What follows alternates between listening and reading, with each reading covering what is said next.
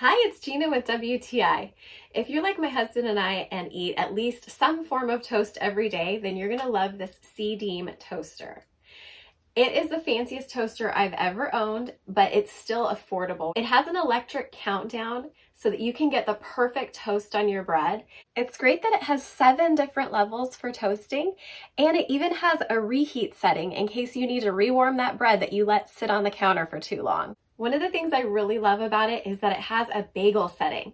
So I had no idea that that was even a thing for toasters. I thought you were just supposed to burn the heel side of the bagel. I didn't realize that you could get a toaster that just toasts one side of it, and it does the bagel perfectly. We also love to freeze bread when it goes on sale, and this has a defrost setting in it, so it warms the bread and toasts it, which is just perfect, so I can use all those bargain loaves of bread that I've bought and frozen.